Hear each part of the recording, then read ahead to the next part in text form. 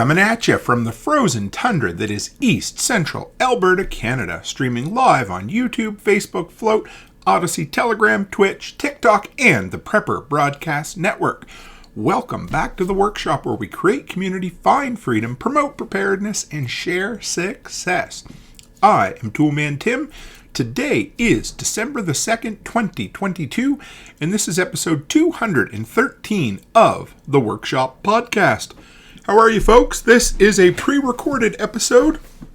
I had the honor of being the inaugural guest on the Porterhouse Teal YouTube channel live stream. Eric's a good buddy of mine. We finally got to meet in person at Self-Reliance Festival in October. Just an awesome dude. We'll get into that conversation real quick, but before that, two things, guys. Telegram group. It is just the place to hang out if you want to be part of the workshop community. It's where we are. We share, we interact. Honestly, guys, it just blows me away every single day. There was conversation on there earlier this week. There was a guy having trouble getting a network cable to connect properly, and of course, a bunch of the community members come in, helped him out. I love seeing that. So if you're not on Telegram, but you want to hang out, download the Telegram app, grab the link to the channel in the description below, and come by and join us. Number 2, Patch of the Month Club. If you were looking for a last-minute gift idea for someone, sign up for the Patch of the Month Club at patchofthemonth.co. $10 a month or $100 a year. Sign up. I'll send them a cool little graphic, let them know that it was a present, or however you want to do it. I can send it to you. But I think it would be a really cool thing to get under the Christmas tree from Santa this year, and it is a way to do value for value exchange and support the workshop and the stuff that I put out for you guys, which I love to do. All right, now, next thing, like I said, today's conversation is going to be with Eric of Porterhouse Teal YouTube channel. I threw the link to his channel in the description. Check it out. His channel has blown up. He wanted me to come on to be his 500th, to celebrate his 500th subscriber on YouTube. By the time I got on there, he had well over 1,000. I went on today, he has over 7,000. That dude has been putting out some top quality content over on his channel, so support him. And finally, today's tool, guys, is the Blue Yeti USB Condenser Microphone. If you're looking to upgrade your recording, anything like that, you want to get some high quality audio out of your existing system, this was the microphone that I finally decided to upgrade to. Just over, it's about $120 US. The thing just works great. I love the quality that comes out of it. Link is in the description below. And if you pick anything up through Amazon using my affiliate links, of course, it always goes to support the workshop. So thank you, guys. And with that, why don't we hop in and you guys can check out. Well, let's just put it this way. It was a relief, or it was just a change of pace for me to be interviewed instead of doing the interviewing. So I really hope you enjoy this. Eric knocks it out of the park, and it was just a great all-around conversation. And finally, don't forget to subscribe to his YouTube channel. So let's jump in now. There we are. All right. Well, we're live here with Toolman Tim for the very first broadcast here on my channel. And, it wasn't hard for me to determine who was going to be on first because I haven't really told you this to your face and publicly, but you're largely responsible for me changing the direction of my content. So I got a chance to hear Tim speak at the Self-Reliance Festival about a month and a half or so ago down in Camden, Tennessee. And excuse me, let me shift around here a bit. Yeah, no worries, man. Yeah, and Tim did a broadcast, or he did a presentation that talked about content creation. And it just really caused me to, change the direction of the way that I was thinking with regard to that. So I have you to thank for that. And yeah, man, it's great to have you on the broadcast here. So why don't you tell people a little bit about who you are and your background and, what you're all about for those that may not know. Sure, man. Well, first I got to say, you're kicking ass and taking names, so that makes me very happy. It's all on you. So Eric reached out to me, 2 weeks ago, maybe? I don't know. He said, "Hey, I'm going to be hitting 500 subscribers soon. I'd like to have you on." Well, I looked today, guys, and he is over 1,100 subscribers on your YouTube channel in like less than 2 weeks. So you're doing all the things right. So I'm proud of you, man. Keep it up. That's all on you. Thank you. No worries. So I'm Toolman Tim, or otherwise known as the real Tim Cook. And boy, where do I start? Yeah, grew up on the East Coast, Nova Scotia, in a kind of lobster fishing town. Lived there for 30 years, met the love of my life back in my early 20s. We had 5 kids. We were broke as an absolute joke for the first decade of our marriage, like to the point where there were days, hey, Ken Ash is in there. Can you see the comments? Yep. Yeah, I Perfect. can. Hey, what's up, Ken? Yeah. So, like times where we had to decide whether we were going to buy a gallon of milk or put gas in the car, right? So we struggled for a long time. Eventually, we got to the point where we were at our wits' end, and we had family all the way across the country. So that would be like driving from Maine to Montana, right? And so I hopped on a plane. I flew out to Alberta with basically just the promise of a single fold-up cot in my in-laws' mobile home living room. They're like, hey, we'll put you up. We got a brand new baby. Your mother-in-law is staying here too. But if you want, we got this old fold-up cot you can sleep on in the living room and you can find work. So I did that, came out, got a job in the oil patch, which was paying really good. And then like a year to the day, the worldwide price of oil completely collapsed. I got laid off. My wife got laid off. So I had to pivot. So I started a handyman business, which failed miserably. So I went back to work selling building supplies, and then finally got fed up and listened to this one feller named Jack Spirko, who'd been talking for years about the importance of having your own business. And to me, one of my modern preparedness tenets is definitely entrepreneurship. So I started what is now known as all seasons maintenance, doing anything and everything that nobody else wanted to do. Scooping dog poop, climbing under mobile homes, just the jobs that, the big guys didn't want to touch, right? Made a big, did really well with it. Turned that into what is now really what I call a mow and snow business and property management. Get really good with that. I'm happy. May will be 6 years since I left working for the man, doing it for myself. We turned it into, we invested into a daycare. My wife built that from scratch. And then along the way, I decided I'm not busy enough. I think I should start this whole YouTube thing. So that'll be 3 years ago this February. I launched my YouTube channel, started, it's funny. Wherever you start, you don't always, where you think you're going to end up, you don't end up, right? So I started with a 10-part series on how to start a handyman business. But my real passion, of course, is tools, as you can imagine, and preparedness. I've been a prepper since, I don't know, Y2K, I like to say, around that time, right? And I like to see people succeed. I like to see people start businesses. I like to give people a verbal kick to the rear end, but in a loving way. So it just kind of kept growing and growing. And here we are. I just hit 200 episodes on my podcast.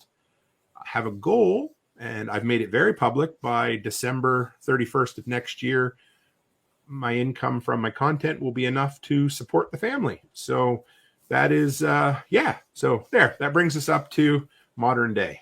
Yeah, that's pretty awesome, Tim.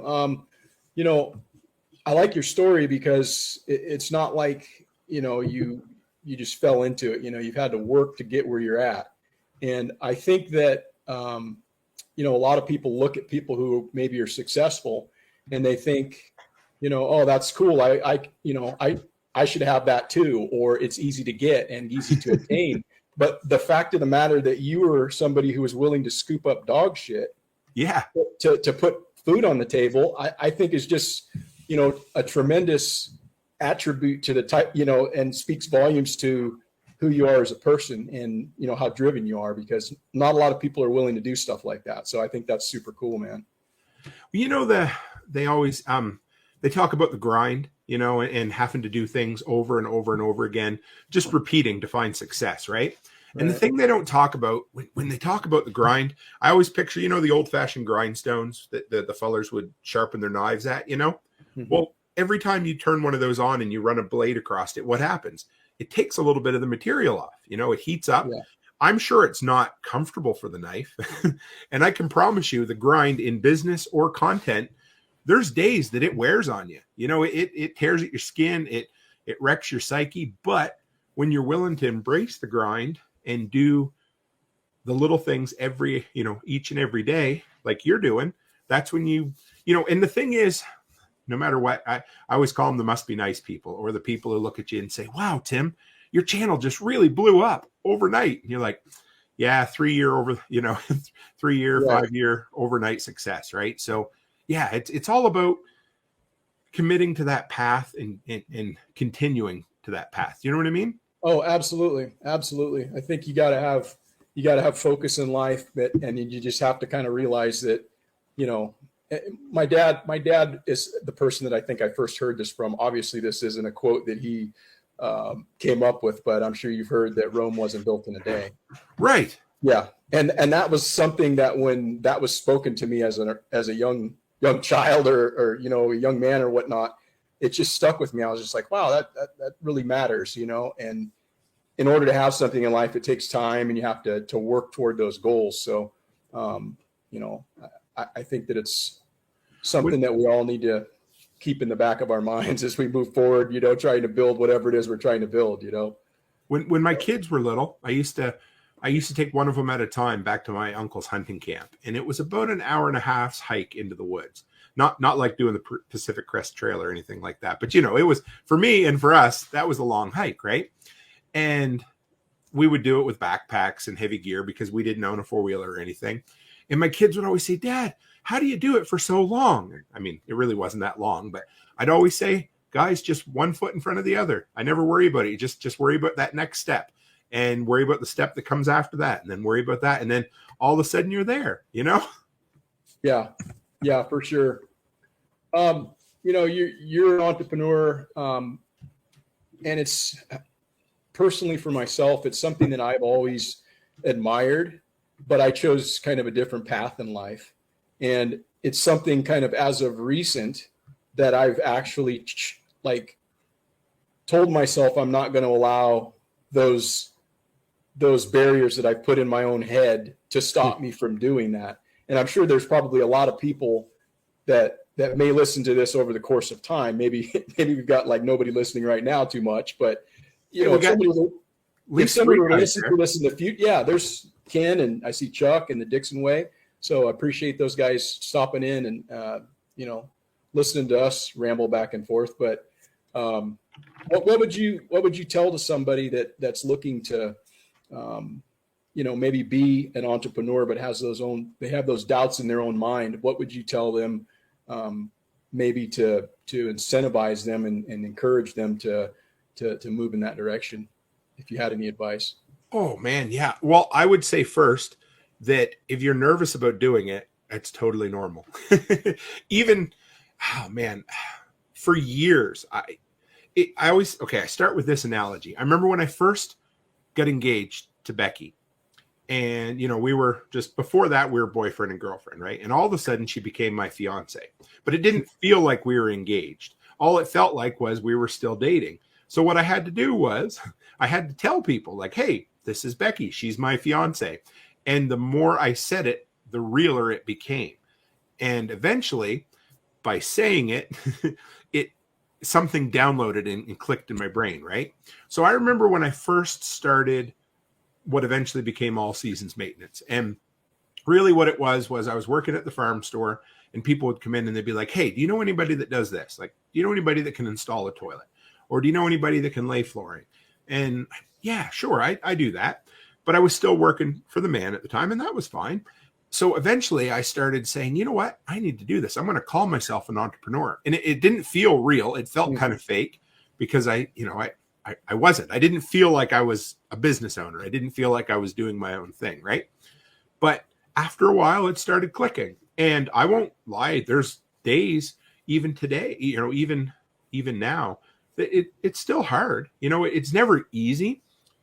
But there's a few things you can do that'll hopefully smooth it over a little bit. The first thing I tell people is, don't start too big. For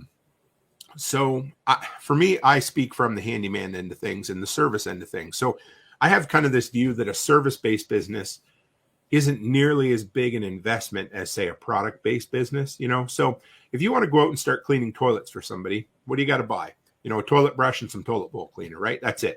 You probably got that shit at home already, right? Yeah. But if you want to, I don't know, say, open up a yarn store, right? Well, what do you need? You need thousands of dollars worth of yarn. You need a retail, so products are great, but I like to tell people that if you can start somewhere, start with a service-based business or start using something you have on hand already.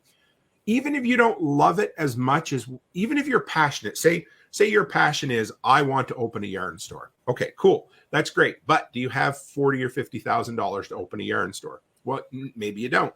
But maybe you could start a service where you knit, people give you their yarn and you knit them socks or hats or scarves, and you save that money, and you do that over time to raise the money to start that. That way it takes a huge burden off of you and a lot of that stress and fear. So now there's two ways to look at this too, because, if you ask John Willis, he'll say, burn the bridges, burn the boats, jump, go balls to the wall and get in, right? Now, my advice has always been, if you're working for somebody now and you have a comfortable income and you want to become your own boss, then start working evenings and weekends. So look, whatever the business you want to do, start doing it in, number one, figure out how much time a week you can commit to it. So, if you're married, talk to your wife and say, hey, honey, I would love to start a business. How much time can I put into it realistically right now?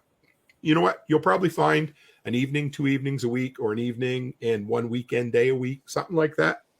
Whatever you decide to commit to, take that time and develop it into a business. Now, early on, you might not have any customers, but you might want to say you want to learn how to window wash, right? I love window washing because you can make $100 an hour cleaning windows pretty easily, but you need to learn how to do it.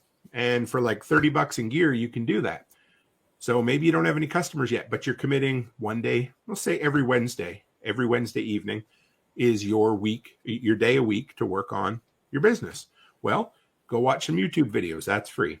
Then once you've watched some YouTube videos, practice on your windows. You'll have the shiniest damn windows in the entire community because you're going to learn how to do it. Then, okay, maybe next Wednesday, you go around to every business downtown and say, hey, I'm a window washer. I'd like to wash your windows. $25 to do your window, whatever it happens to be, right? Mm-hmm. Now, you might ask 20 places and 3 of them might say yes. Okay, well, you've now got 3 customers, right? And then do that again, repeat it. Go and do your customers next Wednesday. And when you get done those 3 customers, go beat on 20 more doors, because all you have is time. When you first start with a business, your biggest asset is that free time that you can throw anywhere and choose to do anything with it. So figure out what kind of time you can invest in a business. And then whatever it is, every single Wednesday at 6 o'clock, that is when you start building that business. And it could be skills, it could be information, it could be knowledge. If you need, and the other thing is, if you say, well, what I'd really like to do is clean gutters, but I don't have a 25 or 30 foot ladder, whatever it happens to be. Well, maybe you could, trim hedges with, the old Brutus the Barber Beefcake hedge trimmers. You get just the hand ones. Yeah. Maybe you do that. Go do 3 or 4 jobs, make enough money to buy yourself a ladder to go and clean gutters after that. So always look at the lowest investment early on. Put as much time as you can into that, and then build toward whatever it is you're absolutely passionate about. It's a good way to start anyway. Yeah, that's some really damn good advice, Tim. It just makes a lot of sense. The way you broke that down. It's very logical. You start with, something that's not going to be a huge expenditure to make money so that you can grow your business. You don't go out and, sell the farm to try to get all this stuff and acquire this stuff that may or may not work. So that's pretty good advice. Yeah, John Willis, he's quite a guy. That guy. But man, he inspires the hell out of me. Like, yeah. So I was on Livestream with him and Nicole a little while back. Yeah. And he said, hey, Tim, send me some business cards, or not business cards, but cards promoting your Patch of the Month Club. He said, start with 5,000 and I will send one out with every single order that I ship out. Like, he didn't need to do that. Right. Well, anyway, so I went on, I got some printed, had 5,000 sent to him. You know what? He sent me 5,000 cards now. Now it's going to take me a hell of a lot longer to send out 5,000 of his cards, but how great it, like, It is awesome to have somebody like that cheering for you and giving you that kick to the ass and saying, hey, I want to help you and I'm going to help you. And you know why I'm going to help you is because when I offer to help you, you take it and you run with it. Right. Right. Well, even if he's not coming at it from that angle for somebody, if somebody's willing to listen to what he's saying and they're willing to like honestly assess where they're at in life, I guess, he's not lying, And one of the things that he says that's so true is that we all have 24 hours in a day. That's the thing we all have in common. Yes. But people tend to make excuses as to why they can't do things. And essentially, it's pretty hard to argue with that. If you want to do something, you're going to find a way to make it happen. And the only reason that's going to not happen is because you're creating an impediment for yourself, either physically or in your own mind, where you're saying, oh, I don't have time, or I can't do this, or I can't do that. And that's what John, talks about. And like I say, it's super motivating, dude. I mean, that dude doesn't know how much he's motivated me just in the time that I was able to spend down there in Camden with him and get a chance to just be kind of around him. He's a pretty motivating dude. So, my big thing is anybody who comes, okay, I love to help. I live to see other people succeed, but I also don't like to waste my time and not to be a dick at all. But anybody who messages me and says, hey, Tim, how do let's use content creation, for instance, right? Yeah. And they say, hey, Tim, what do I need to do to create content? Well, man, I'll tell you anything and everything. Number one, I made a bunch of videos on it, so hopefully that helps. I'll send you those. I watched that whole series a couple of times, bro. See? Yeah. But I learned all that from massive mistakes. Everybody, like I said to you, I started live streaming about 18 months ago, and like my first dozen episodes, there was nobody there. I was just talking to myself, and that's okay, right? Yeah. So when somebody messaged me and says, hey, Tim, I want to get into content creation. Well, cool. Let me help you. I'll give you the first 2 or 3 steps. And then if that person comes back in a month and says, hey, look what I've done. Friggin' right. Yeah, I'll give you the next step. But what happens about as often, or maybe more so, they'll come back and say, how do I start in content creation again? Or more than that, my wife's grumpy, my kids, my job, whatever it is. Like, dude, I'm not going to hold your hand. So I might be polite the second time, but the third time, I'm probably not going to respond to your email at that point. And I'm not trying to be a dick, but, my time's valuable. Your time's valuable.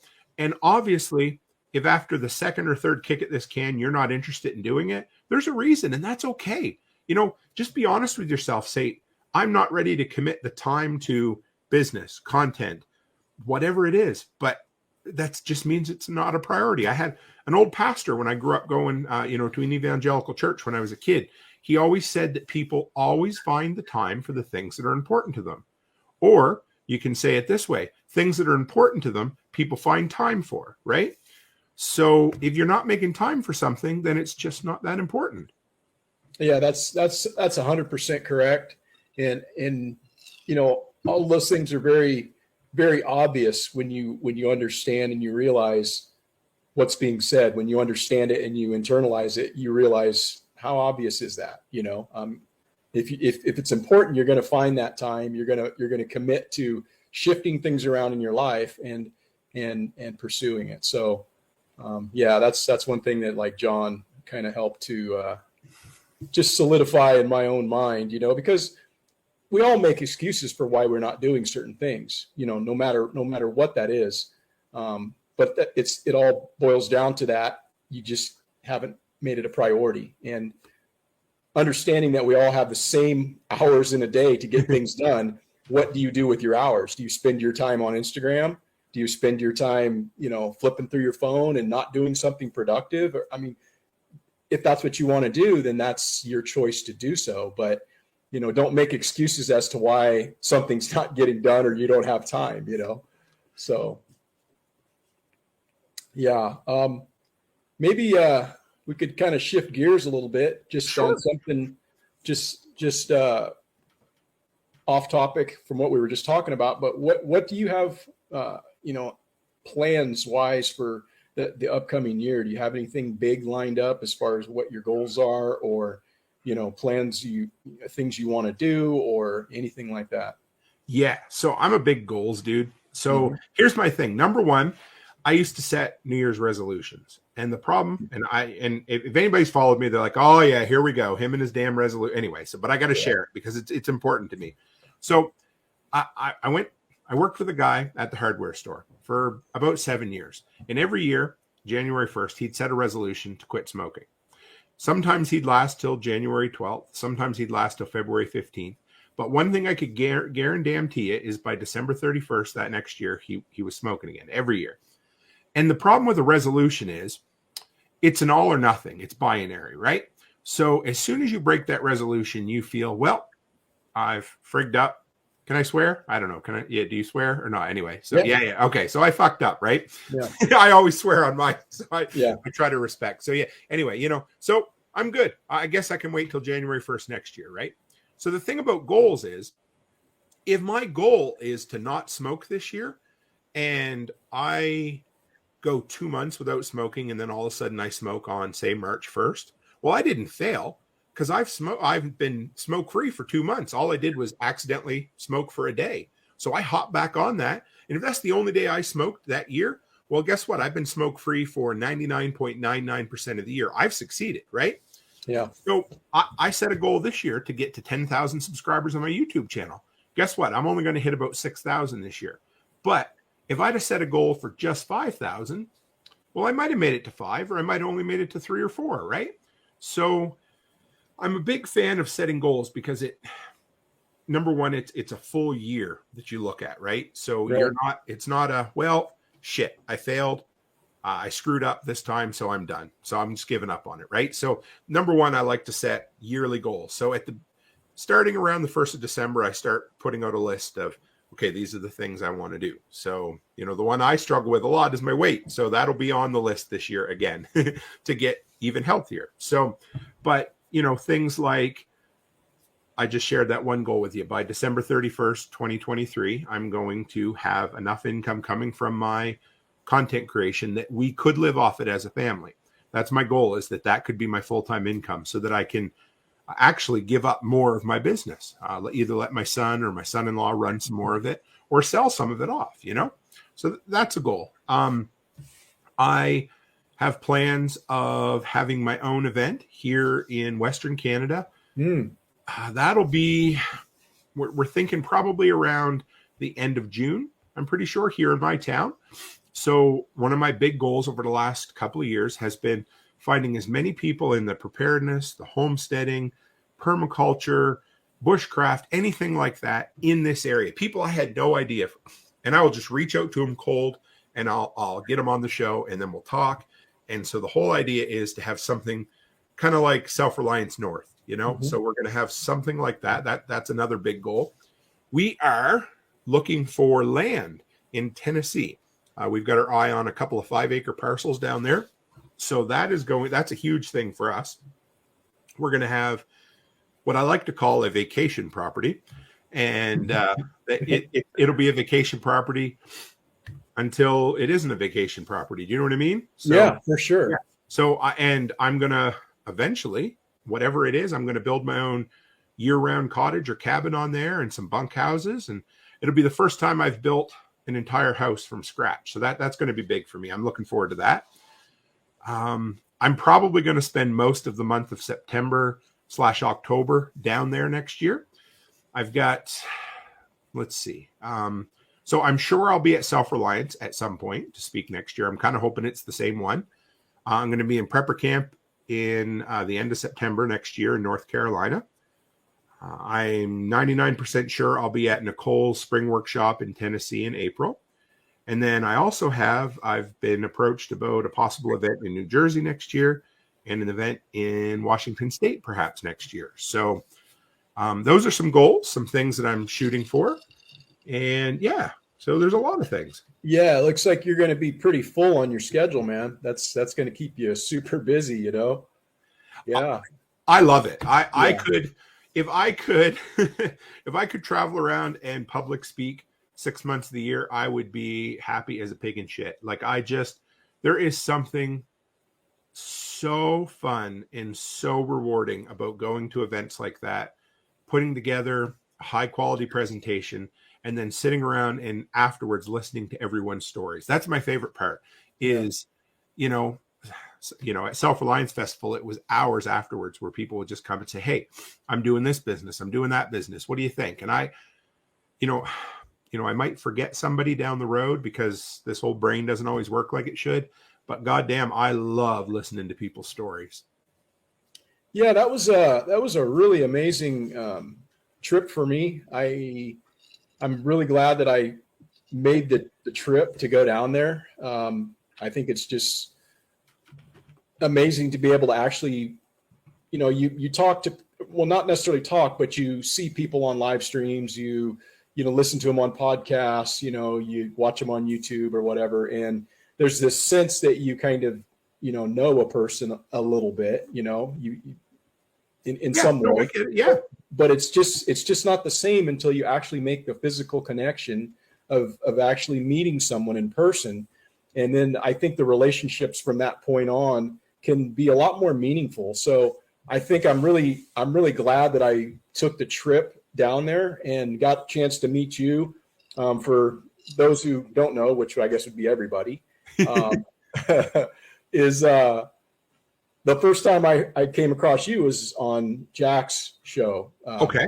Yeah, as a member of the expert council that you're on with the Survival Podcast. So that's where I came to first learn of you.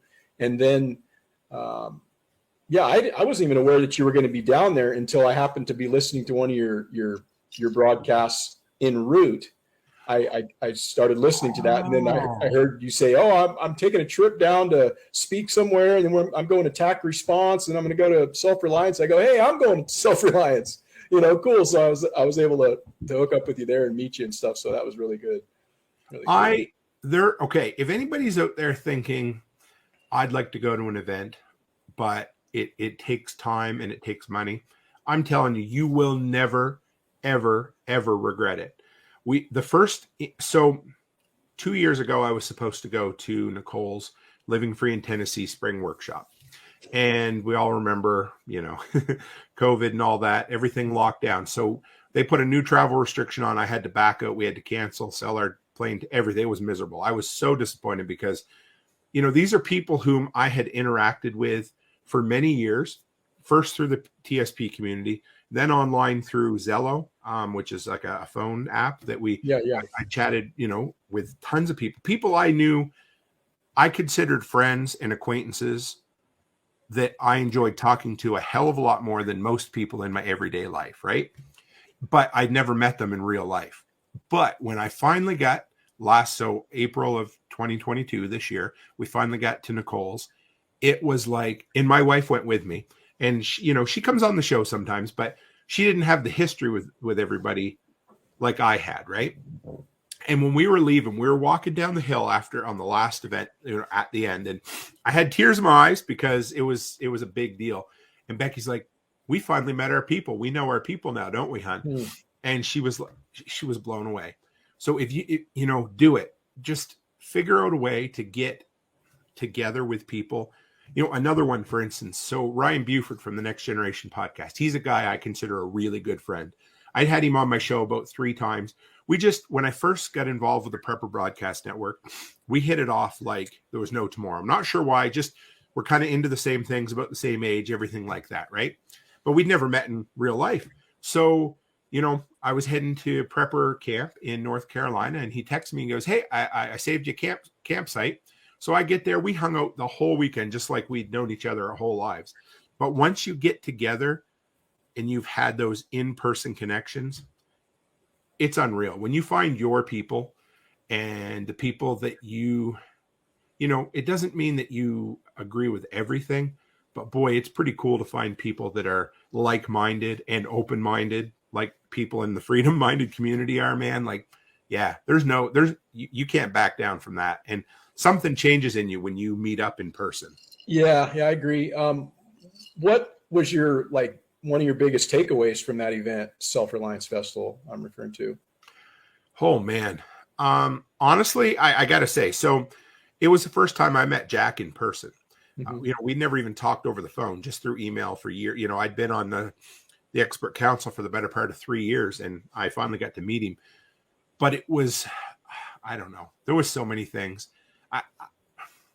Probably the first thing would have been everybody who came up to talk to me after I did my presentation and getting to share with people in their stories. That number one, that was that. Number two, getting to be on stage with John, Jack, and Billy. Yeah, that cool. Was just the most incredible honor. You look good up there, man. You're tearing it up. Yeah. Oh, it was fun. It was an awesome. honor, but it was cool. And then I got to say, when Jack said he was proud of me, like when he was sitting there listening and he's like, yeah, that's what I taught for years. And I'm like, when you're a mentor, somebody who didn't even necessarily know he was your mentor, but he hears, and the proof's in the pudding with the shit that I've done over the last few years. And he looks at that and he's like, yeah, you're doing it, right? That means a lot too, for sure.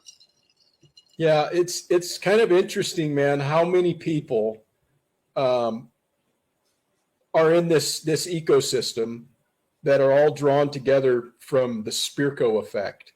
Right? Oh, yes. I mean, he's my gateway drug, right? And I came to Jack through listening to him through another broadcaster. But when I first heard him, I'm like, man, this guy, he seems like he knows what he's talking about. Mm-hmm. I got to listen to more of this dude, And then when you kind of go down the rabbit hole of listening to all of his body of work that he has on the Survival Podcast, which is like, 3,500 episodes or something. Yeah. Anything you want to know about anything is there. And it's just interesting. Like everybody you talk to, it's like, Jack Spirko, like, well, how'd you, Jack, it's just pretty crazy. He has a big reach and a big brain. That dude's smart as hell. I call it the Survival Podcast family tree. And if somebody could ever kind of, oh my God, the amount of people that have created businesses and content and things out of that. Oh, but you know what? So one of my missions has been to bring together, because the crazy thing is, excuse me, even though Jack has 250,000 listeners for every episode, I went to prepper camp, for instance. There was 1,000 people there. And I will bet you more people than not didn't know who Jack Spirko or the Survival Podcast was there. And these are preppers, right? So this is a whole nother community. So I've reached out, I've connected with my show on Thursdays is on the Prepper Broadcast Network. That's a community of I think we've got about 15 other prepping related content people over there. That was a whole unrelated community to that. There's PrepperNet with Forrest Garvin, which is a whole nother area. Then I had a lady on my show one day, the apartment prepper, and she's like, hey, let me introduce you to. And she introduced me to like a dozen different content creators that she swam in these circles with that are all like, freedom-minded, prepping-related, kind of 5,000 subscriber YouTube content creators, none of whom I knew, none of whom I made any contact with. So last night I had Cold War Prepper on my show. He's a guy, he grew up, he was born in either late 50s, early 60s, ex-military. I was introduced to him through her. This is this whole other community of people that are not connected to the TSP, family tree at all. So I'm reaching out to anybody and everybody that I can find to make connections because, like I said, I'm a huge proponent, a huge fan of the idea that a rising tide floats all boats. Yeah. And you don't have to agree with everything somebody has to say, but if you're like-minded with one another, why not interact?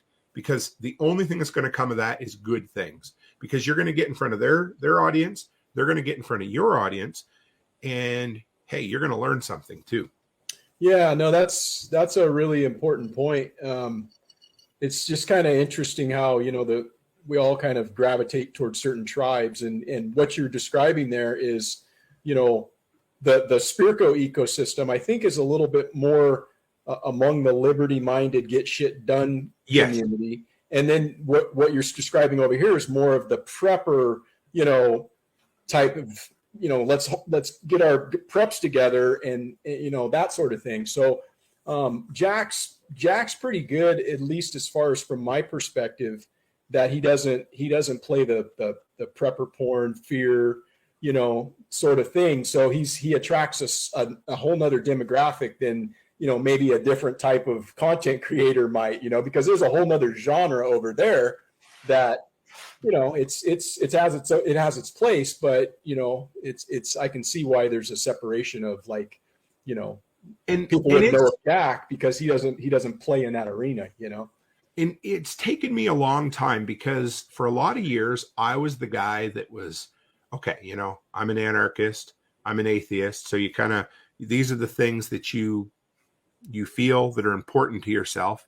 And so you meet other people who aren't necessarily in line with everything you believe. So you want to throw the baby out with the bathwater immediately. You're like, oh, okay. No, I don't have time.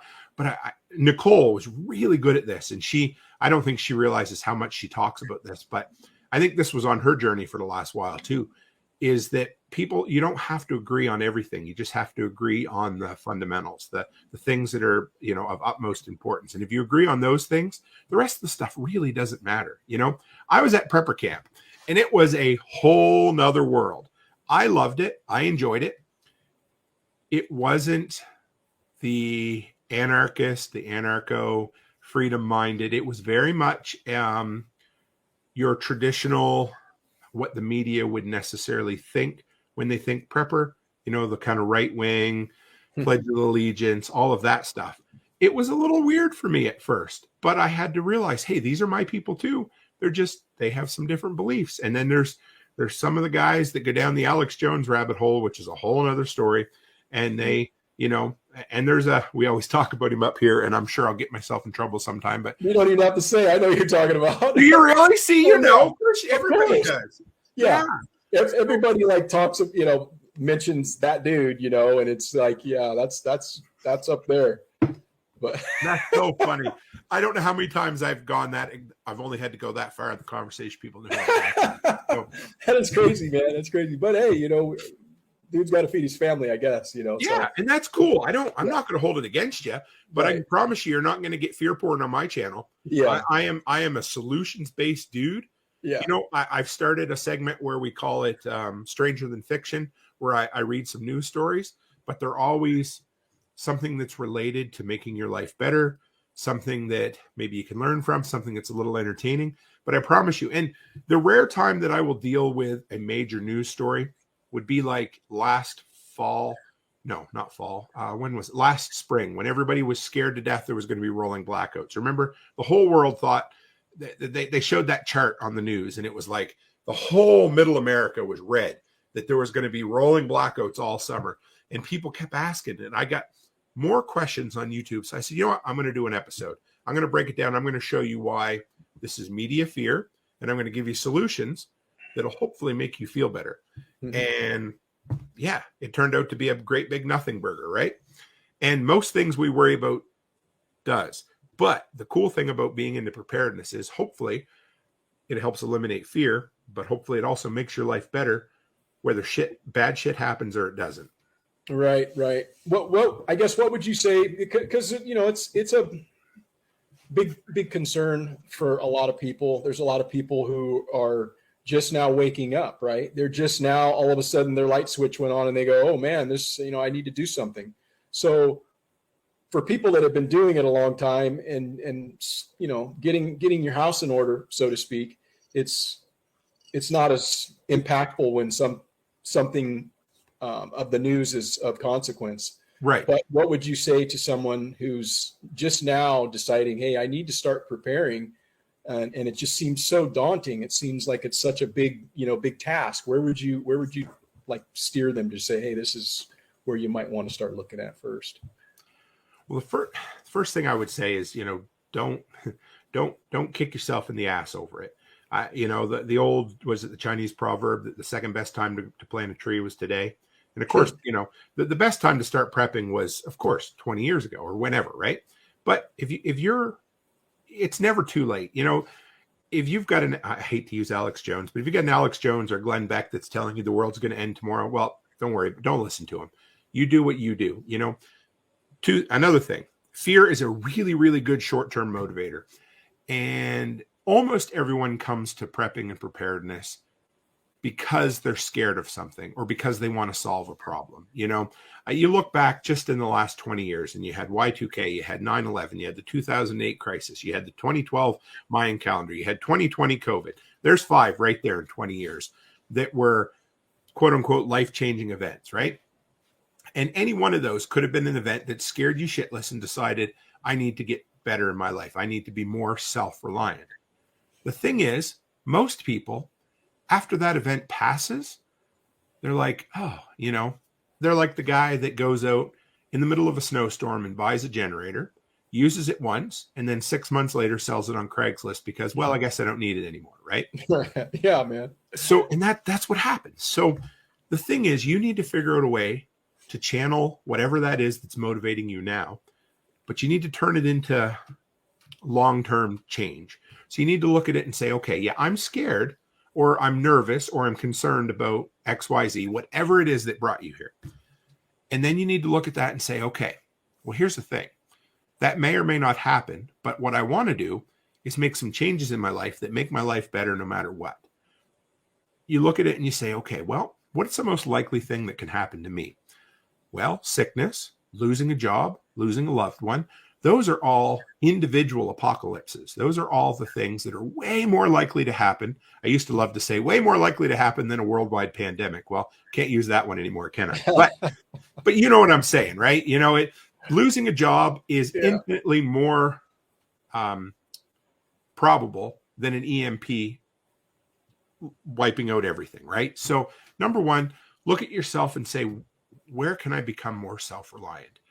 What are the low-hanging fruit? And I mean, the easiest one is water, right? Because if you have a boil water order in your town or your community, all of a sudden, well, guess what? You might not have any water. So the greatest thing is you got a tap or you got a well or whatever.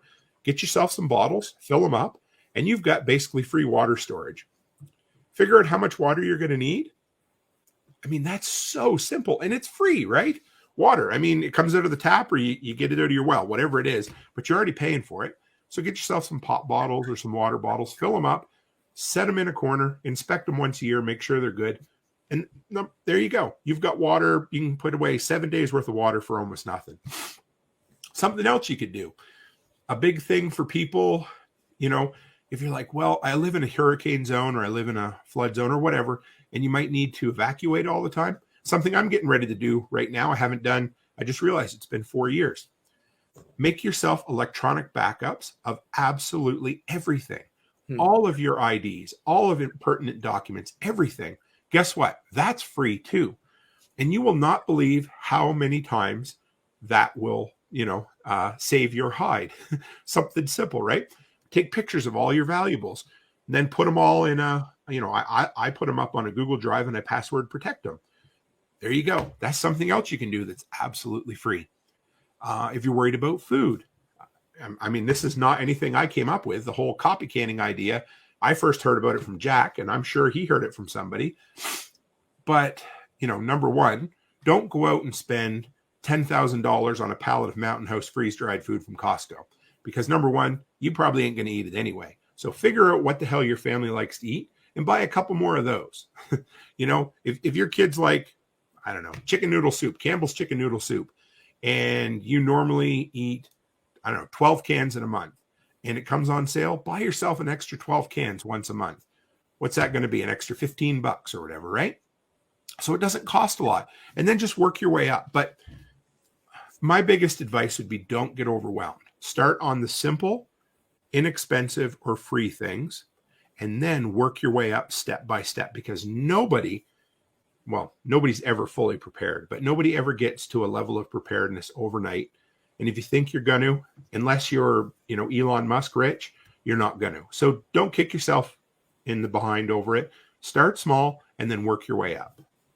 Yeah, it's important. It kind of goes back to what we were talking about earlier when I brought up, Rome wasn't built in a day. Right. It's just that incremental progress that you make every day. And another thing that I think it was John Willis that said, in one of his morning rants on Instagram or whatever. I like watching those. They're pretty inspirational. He just kind of riffs out there 4:30 a.m. while the chickens are crowing. He's walking around just riffing off the top of his head on stuff. It's crazy. But God, I just lost my train of thought on that particular.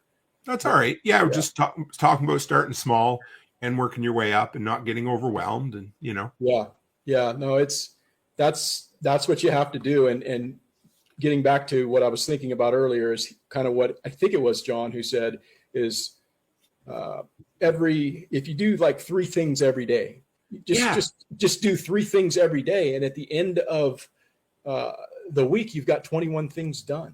Yeah. So, and even if it's not 3, 1, you're making progress and you're putting that behind you, and then you're making forward steps, toward an end goal. And that's really, I think, what the message should be for anybody who's concerned about, trying to prepare themselves.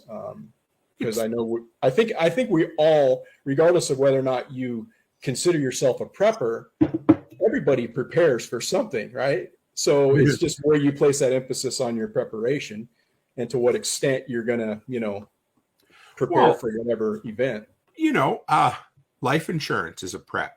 AAA auto coverage is a prep. That kind of stuff, right? So health insurance is a prep. Any of those things. So some people are more into preparedness than others, but those are all things that, the whole idea about preparedness is spending, time, money, and attention to things ahead of time so that they don't completely stress you out and bankrupt you during the emergency.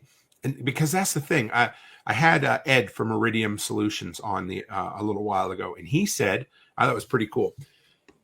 He said, under stress, you don't ever rise to the occasion. You fall to your highest level of training. Mm-hmm. So that's the cool thing about prepping is, if you, how about look at it this way? If you set up yourself a slush fund or an emergency fund, and you set yourself a goal of $1,000 and you get yourself to $1,000 and all of a sudden something breaks in your car and guess what? It costs $955. Well, you now have that. Now you might feel bad about spending it because you worked really hard to save it.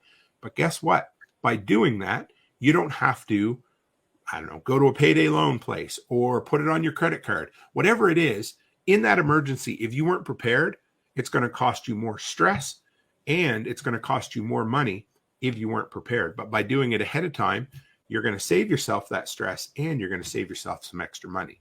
Yeah. Super important.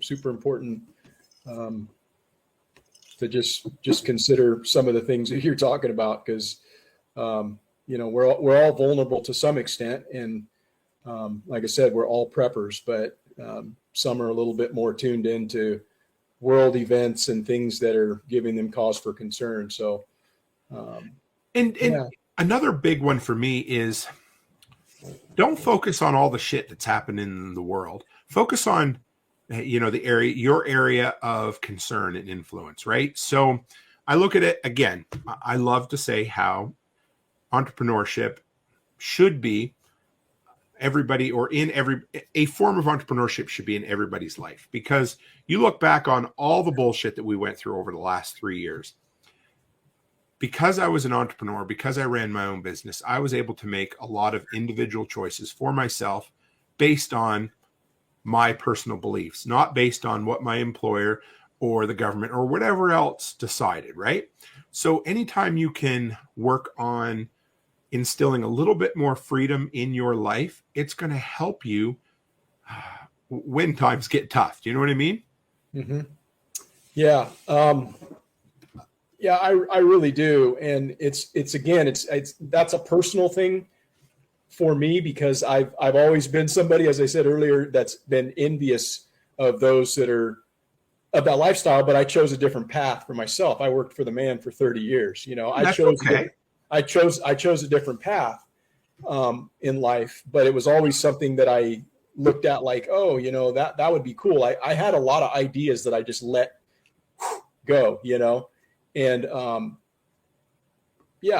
don't think there's any excuse at this point for, if there's something that somebody's interested in, to putting forth the effort to pursue that. And I really do think that, as you just pointed out, entrepreneurship really does help to create a different level of freedom within someone's life. It gives you that flexibility of maybe diving onto an off ramp, or choosing another way. So that's one of the things that I think that this past few years has really opened my eyes to, and I think it probably has for a great many other people as well. Yeah. And I think we're heading into I don't know. I mean, with automation and things like that, I think we're probably heading into a big change. I think the mindset or the concept of employment, I think, is going to change a bit. And you're probably going to, I think we're heading into maybe a content economy a little bit. There's going to be a lot of people who, to pay the bills, turn to making some sort of content. And that, I think it's cool, because there's, it doesn't take, you don't need 1 million subscribers to make a good income from any type of content creation, whether it's podcasts, whether it's YouTube, or whether it's a woman who runs her own OnlyFans. I don't care who you are, what you do. If you really only need, like Jack says, 1,000 true fans, right? Because if you find 1,000 people who get enough value from what you put out there and are willing to put $8 a month, $100 a year worth of value into what you do, you can make $100,000. That's not a lot. You don't need 1 million subscribers on YouTube to do that, right? So yeah, it doesn't, I hate to say it's not hard, because it's hard on the day-to-day. It's simple, but it's difficult, if that makes sense. Oh, it makes 100% sense. It's like the person that comes and tries to sell you, Amway. I don't know. Do you guys have Amway up in Canada? Oh yeah. Right. They come to you and they're like, oh, you do this and this and this, and the next thing you know, you're on top of the pyramid, and then the money's just flowing to Ponzi scheme or whatever. Oh yeah. And it sounds great, right? You're thinking, I never bought into it, but I'm listening to the guy and I'm going, yeah, that's cool, but I don't have the desire to do that. But yeah, it's yeah. No, it's yeah. So a couple other things about entrepreneurship, and I've talked about. There's a few freedoms that it brings, but freedom of choice is a big one, like I said. Mm-hmm. What I like about it too, and this is going to sound a little pat or a little, but you get to choose how much money you want to make, right? So if you want to make more money, you work more hours, or you put your price up. Simple as that. But as a if you're working for someone else and you want to make more money, you got about 2 options. Option 1, you go to your boss and say, hey, sir, could I please have some more? Or you get a new job, right? But as your own boss, if you want to make more money, you put your price up, or you work more hours. Mm-hmm. So you get to choose how much you want to make. And the thing is, when you don't have a middleman, okay, my brother-in-law, I was at him for many years to quit his job and run his own mechanic shop, because he was stressed out beyond belief, and he was making really, really good money working for another company, but he hated it. So just over a year ago, he finally took the plunge, and he decided to start his own mechanic shop. And he said, he's busier than all get out, but I did the math for him, and I told him, if you basically only have to work about 1/3 the hours you're working for someone else to make the same amount of money. But guess what? He's working more hours now than he did before, and he's making 3 times the money.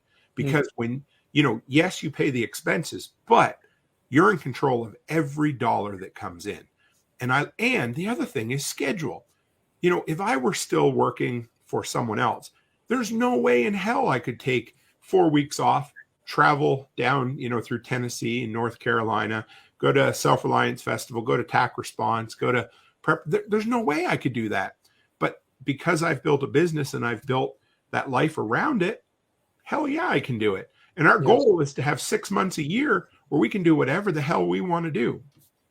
Yeah, that's super empowering. And, it's one of the things that I've really been focused on for a long time, but I think it's been accelerated, when I've kind of seen what's gone on in the last couple of years, is just building more, self-reliance and resiliency in my own life, so that I'm not reliant on the systems that we've all been conditioned to kind of just grow up having that convenience around us, Sure. And yeah, that's a big one. That's a big one. Hey, let me switch gears on you. Sure. See if we I can like maybe, gear switching. yeah. Let's see if we can do a little change of pace. I wanted to kind of know a little bit from you, because I'm sure you have an answer for this, being a tool guy. What's the one tool that you bought this last year that you didn't know you needed, but once you got it, you didn't know that you could live without it? Well, okay. I'm gonna cheat a little bit, because I think I bought this one about 18 months ago. Okay, that's fine. But so, and a lot of guys will answer with this exact tool, but it is an oscillating tool. So, okay, I have an addiction to yellow and black. I really like DeWalt tools. I just have this problem, right?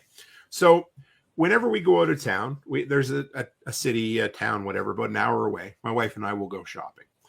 And of course, I have to go to Bath and Body Works, whether I have to go to Home Sense. I have to go to all the women's stores. And then we walk through and she buys a bunch of shit and whatever. And so really the only store I go to is Home Depot. And I would usually make her go in with me, because I like the company and I like to make her miserable, that kind of marriage thing, right? So I'd walk through, and I'd rarely go through without picking up a DeWalt tool. I mean, I can justify it because I run a handyman business. Plus I also review the tools, right? So anyway, I was down to, it sounds kind of stupid, but I had bought all the tools I really wanted to have. And I went in one day and I seen the oscillating tool, and I'm like, I just don't think I'll use it. I don't know. And Becky's like, you know what? Why don't you try it? If you don't like it, you can always sell it online and get half your money back, right? And I bought the Bear tool. It was on sale for like $100. Well, I got to tell you, that is one of those tools that if you have never used and you pick one up, holy shit, the uses for it. It's one of those things that every time you need to do something, that's the tool you go and grab. You got a nail you need to cut off, use that. When you ever install a window or a door before? Yeah. Yeah. So do you know you put spray foam in there? I'm really bad. Yeah. So I always put 6 times the amount of spray foam you're supposed to. And then when you go back the next day, it's like, 8 inches of foam sticking out, right? Yeah. So I used to take a knife and I'd make a bunch of cuts, and eventually I'd get, this, you just go zip, cuts it all off. When you put the shims behind a window or a door, off. I had to cut a square hole through the floor one time to get some supply lines and different things for what was it? Dishwasher. Well, guess what I grabbed? The oscillating tool. That thing is, I use that more than anything else. And it's such a simple tool that you think, oh, that's stupid, but it works so good. I might have to look into that, man. I've recently been upgrading, because I've always had corded tools, and just I don't have like the greatest tools, to be quite honest. That's okay. I do with what I have, and that's the way I've always operated. But I've really kind of taken a liking to trying to upgrade to cordless stuff, because it's just amazing. The technology now is just unreal and so convenient, and it's it's the way to go. So I might have to look into the oscillating tool if it's all that you say that it is. But I will say, like, when you're talking about, because I'm a big fan of using what you have on hand, right? And when I first started my handyman business, my brother-in-law got me a really nice toolbox for Christmas.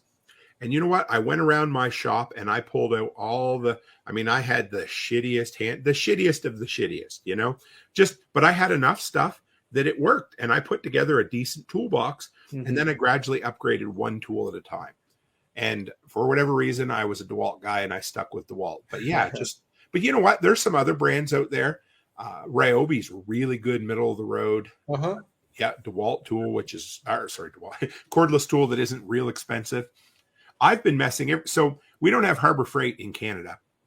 So whenever I go to the States, I go to Harbor Freight, I load up, and then I bring some stuff back with me. So I've been picking up some of the Bauer stuff. It's cheaper than DeWalt, but what I did was I bought a little adapter that'll allow me to run my DeWalt batteries on the Bauer tools. So, I went and bought a jigsaw. I went and bought a a little tiny hedge trimmer, a cordless shop vac, a bunch of things that I didn't want to spend all that money on DeWalt stuff, but I went and got the cheaper Bauer, but I run them off my DeWalt batteries, and it's been a godsend for me. Yeah, I saw that review that you did, man. I was pretty impressed with that. I thought, wow, that's cool. Does they have a similar type of a thing for Milwaukee? Because I got Milwaukee stuff. Yeah, they've got all of them. You know, Yeah. they can go Milwaukee to DeWalt, DeWalt to Milwaukee, Rigid, Makita. Yeah, you look, they're all out there. Yeah, that technology is just getting to be like super amazing. So it's kind of hard not to. I mean, they're making chainsaws that work good and pole saws and just everything's like the bomb, you know. So why go for gas, really, you know? I love my DeWalt pole saw. That is probably one of my favorite tools. That was either the very first or the very second tool review I ever did. I've had it for 3 years. That's a game changer, man. That battery powered pole saw. Oh, that thing's awesome. Yeah, I need that to keep my ass off of those ladders, man. I got a lot of trees around here I got to work on, and I'm, you know, again, I'm doing stuff up on a ladder, and it's, in fact, there was a guy who fell off of a ladder, a guy that I used to work with, who wound up dying actually, and I was working on a ladder that same day, and I actually fell off the ladder in the same day, and then I got the email later, dude had fallen off the ladder, and he was like in the hospital, really, you know, punctured lung, cracked skull and all that. And then he winds up dying like a week later because he was in a coma. And then I was just thinking, man, I'm like an idiot up here sawing on stuff. And so I need to get some better tools, I guess, you know. All I can say is ladders and chainsaws are two of the most dangerous things that us stupid guys do. And when you combine the two of them, the day I decided to get a pole saw, I was over working behind a customer's house, and I went up, I took a job on trimming some limbs off of a spruce tree. And it was about 10 feet up in the air. So 10 feet, you know, that's far enough to fall if you fell, right? And I went up, and of course I was reaching, and you have a ladder so you've got a flat ladder against a round tree. And I reach, and the ladder goes like this, and I have to jump. And the only thing that saved me was I was down in a divot, about a 4 foot, they had like a 4 foot retaining wall. So I only had to jump about 6 feet instead of 10 feet. I threw the chainsaw off. It gave me a real good fright. And after that, I decided no more chainsaw and ladder combination. No, I don't know, man. I probably should just actually invest in some money to have my gutters redone and have them put those screens in them or whatever. Cause I get up there every year to clean out my gutters, and I'm on the roof, and it's just like, I'm thinking, man, one of these times, you know, cause I've been on calls before where guys have fallen off ladders, and, you know, I mean, it's not pretty, man. When I first started, I don't know when it was, probably I've been very fortunate and very lucky, but quite a few years ago, I was installing satellite dishes, and it was early in the morning, and I went up before the sun came up on somebody's roof, but I went up the middle. I was too dumb to know that if you went up the side, you'd be safer. I went up the middle. I got up there, and as the sun come out, you know, when things warm up, they pull the frost out of the shingles. So I got up there, and I'm working on installing the satellite dish. I'm ready to come down. I turn around, and the whole roof is a sheet of frost and ice. Ugh. And I'm like, what do I do? There's no way. If I tried to go down, I would have slid right off. So I shimmied over to the side, and I was able to jump off there and jump down onto like a little covered roof. It was before the cell phone days, you know, so it was a bad one. And then one time, this would have been about 5 years ago, one of the very first gutter jobs I did, I had to go up. I put it on a second story deck, and then I went to climb up the ladder and get on the roof. Well, I left the ladder away from the railing about a foot, and I got up about halfway up the ladder, and all of a sudden it kicked because there was frost on the deck.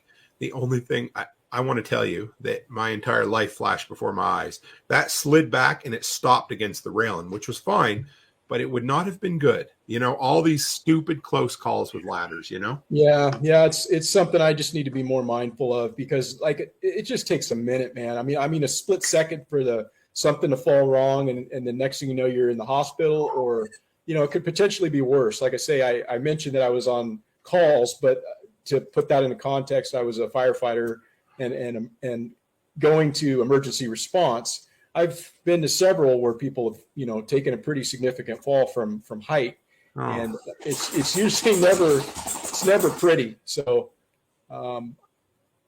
yeah, as much as I've been up on a ladder, I just need to like listen to my own advice sometimes, and I think that's will keep We me out of were trouble. when I was still working at the hardware store, they were building a retirement home just over the hill from us. And there was a young 20-something-year-old working on one of those rolling scaffoldings.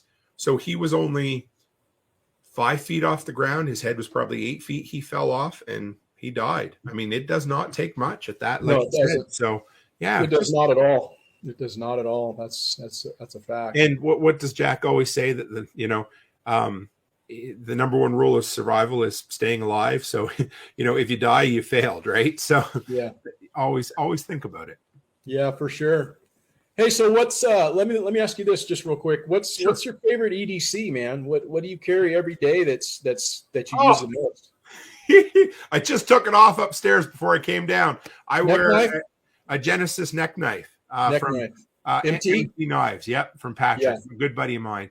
And I was just up there opening boxes with my wife. She it's Christmas, getting close to Christmas, so the Amazon shit comes regular. Right. But I don't go anywhere without it. That is honestly that's probably the only EDC that if you find me, I will have it on me. I don't go anywhere without it. I love it. I've seen a few people from kind of the Jack ecosystem wearing those because of the affiliation with Patrick Rohrman and MT Knives and that sort of thing. I'm not a pocket guy. I hate having shit in my pockets. I don't wear a belt for the most part. I usually, either wear like cargo pants or jogging pants if I'm working. So I never have somewhere to clip a knife. But I use a knife all day, every day. Right. And so I was talking to Patrick. He said, just give it a shot. If you didn't like it, well, sell the knife or something. Well, I mean, I've had pocket knives that I'll, keep in my pocket for a week and then I'll lose it, or I'll set it down and not wear. Well, there's never a day that I get up, it's right on my end table. I get up in the morning, I put that on, and then the shirt goes on over top of it.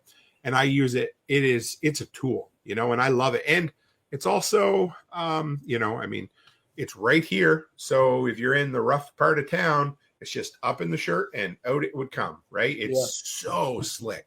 And nobody ever knows you have it on you. Yeah, I've seen it. Like I say, I've seen a few people with the neck knives on and stuff. And the first person that I actually ever learned of those neck knives from was Dixie. Yes, she does. She sells them every year with her logo on them. Yeah, I started watching her, her YouTube channel, Homemade Wanderlust, when we were really getting into long distance backpacking. And she's like, she's Triple Crowner. She's a person who's very accomplished in that world and had a bunch of content out there. So I started really watching her stuff. And then, that she was the first person that was like, she was always wearing that neck knife and stuff. And came to find out it was MT Knives. And, then she's kind of actually one of the expert council members with Jack. And there goes that tie to Jack again. So kind of crazy. I carry a bifold SOE wallet as well. That thing is like bulletproof. I think you could tow a truck with it. And then when I go to the city, we're going shopping like to Edmonton or something. We go to the West Edmonton Mall a lot, and it's the second biggest mall in North America, so it's huge. Huh. And I hate to have shit in my pockets, and I hate to have things that people can grab on you.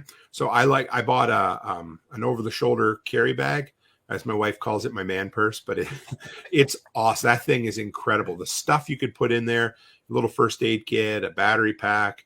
If you lived in an area where concealed carry was a thing, that would be a nice way to carry. You can put a knife in there. I put my wallet. The great thing, I put my wallet in there, and you can be around 100,000 people. You got no concerns about losing it because it's a rigid bag. Plus, it has a really cool Velcro spot where I can put my patches on too. So yeah. Why don't you talk a little bit about that, man? I'd like to know a little bit more about Patch of the Month Club and what that's all about, and maybe that's something I need to join, man. Let me grab one. I'll show you. Hang on one second.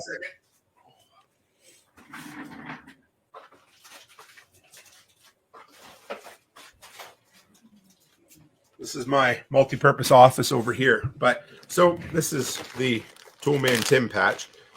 That was just one. This wasn't part of the patch of the month, but they're like these. A lot of them are 2x3. So what I discovered almost a year ago now, do you know Brian Alexovich from the Lots Project? Yeah. Yeah. I didn't meet him. I think he was at SRF, but I didn't get a chance to meet him.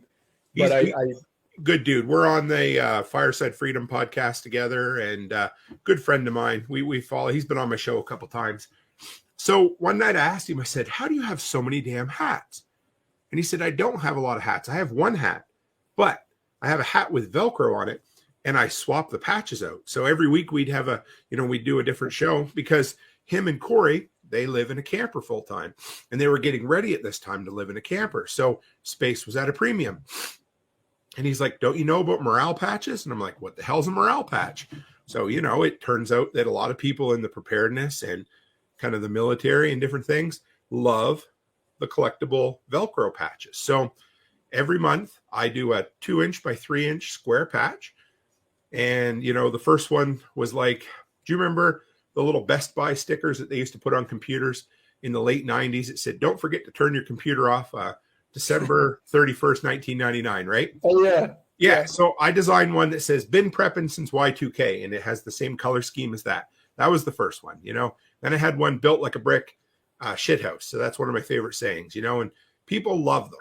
And so my big thing is, and I shared this at SRF, when you first start out creating content, you're going to make money. Your first is probably going to be Amazon affiliates, and then your second is going to be YouTube ad revenue. And those are great, but the thing is, they can turn that off tomorrow if they change the terms or they decide they don't like you, whatever it is. So the whole idea is to get as much off platform as you can.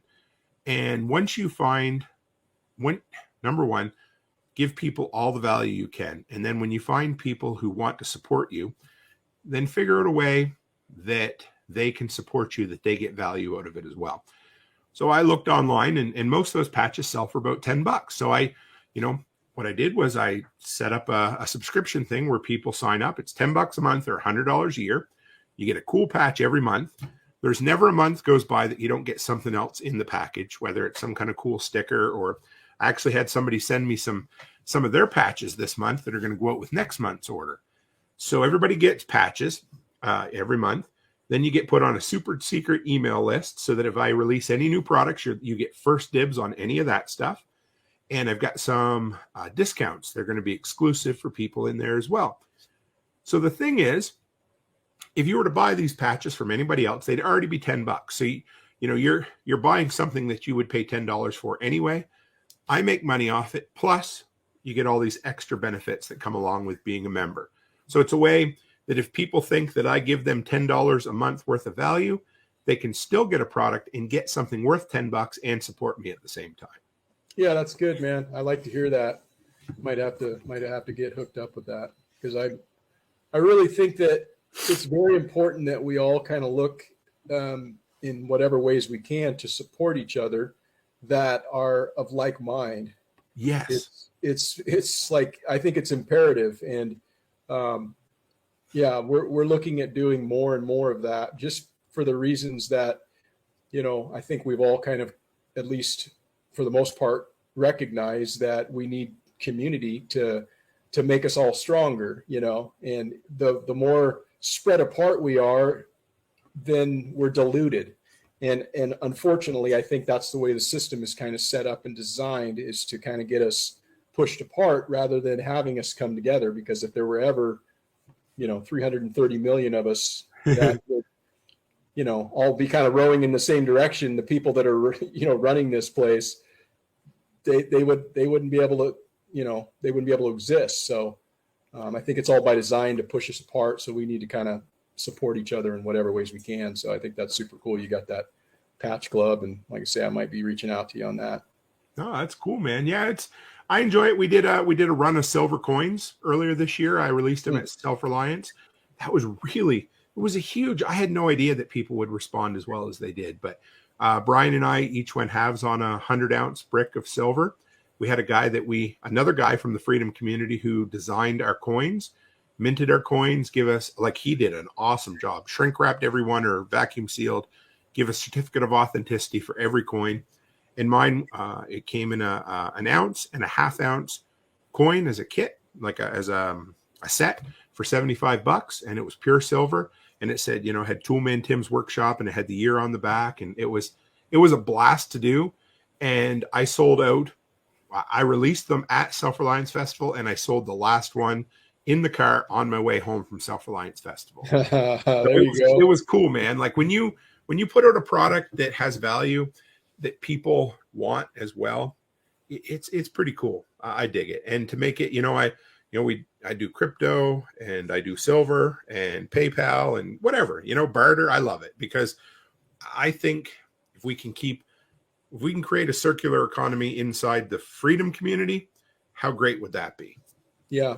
Yeah. I'm trying to, reach out and do that a lot more here locally. We already have some connections where we do some things with people locally, as far as from a kind of a value for value barter type of a thing, where I'll do this and, in exchange, you'll do this for me, and that's just such an important thing, because it just keeps the money where the money needs to be. And that's with the people, rather than, giving 40% of what you earn to someone else without really the opportunity to like say that that's not something you want to participate in, because you obviously would be thrown in jail, if you decide to opt out of that.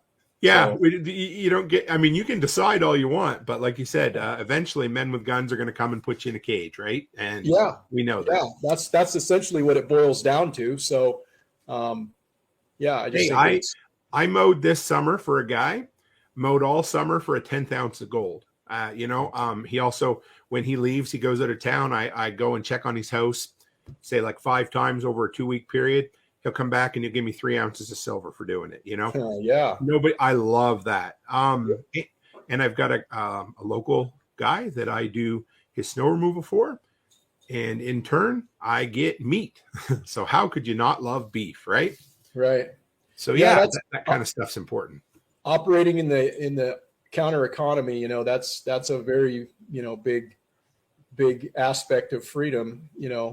Having the ability to have that exchange and have it be, person to person, and it's excluding the third party. I mean, what's more free than that, Amen to that. I couldn't say it any better. Yeah. Hey, we've been going for a minute, man, like about an hour and 20 minutes. So it's been awesome talking to you, man. I think we should probably start to wrap it up. Sure. Maybe just talk, if you want to throw out kind of like how people can get in touch with you, and, check all your different social media links and whatnot. That would be pretty awesome.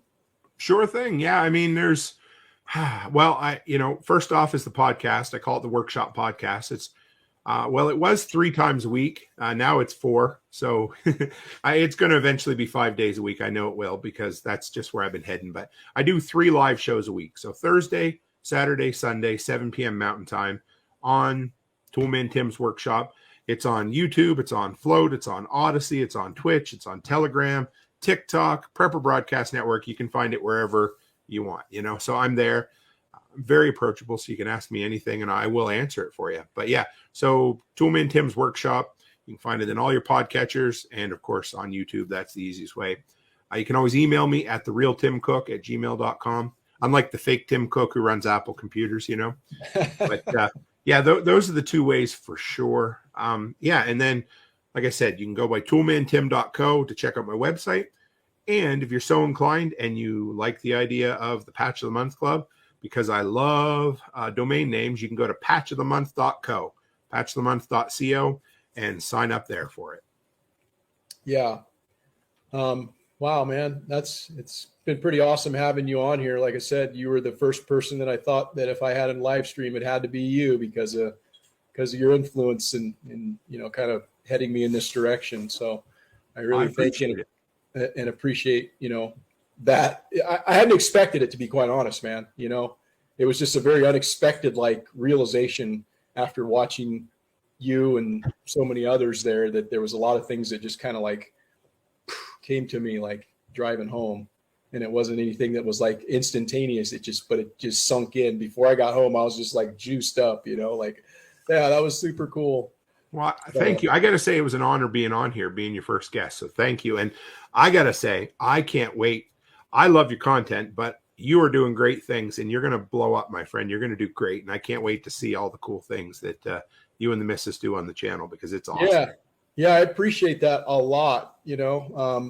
Hopefully that Self-Reliance Festival meeting at the Self-Reliance Festival isn't the last time that we'll see each other face to face. Oh no, we'll. Yeah, I would like to be able to make it to some more events and maybe, meet some more people and face to face and that sort of thing, because like I say, I really do think that those types of meetings and encounters are ones that are going to be actually like something you can be tangible and make a lasting relationship with. So, and I don't know if I may have forgot. I didn't tell this story, but I want to mention it right quick. Was when I mentioned about everybody grabbing me after my presentation, and I was talking for like 3 hours with people, and there's Porterhouse walking by, and I'm like, man, can you get me a bottle of water? I can't get away.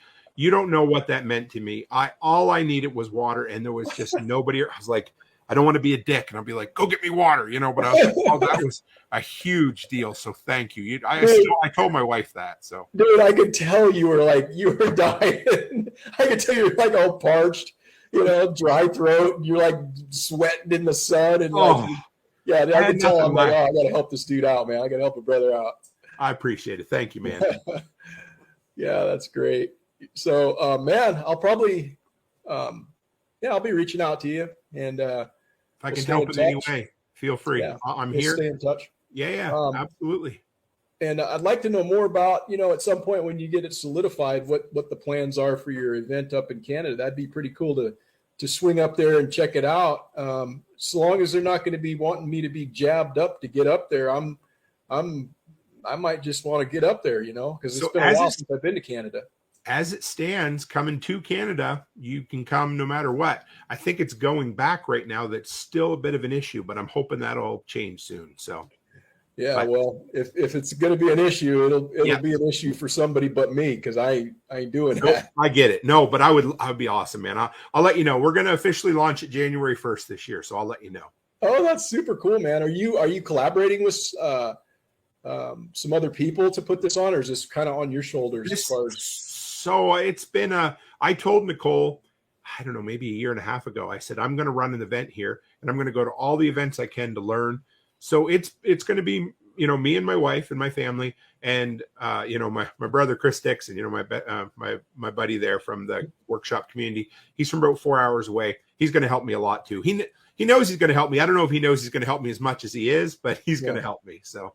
But we're going to put her together. Are you tapping into Nicole's expertise? Because the logistics of something like this is going to be huge, man. Like dealing with all the people and just the parking and just everything, the shitters. And I've picked her brain. Actually, on my way home from Self-Reliance, I called her and we had a good long chat about that exact thing. I've been picking her brain a lot.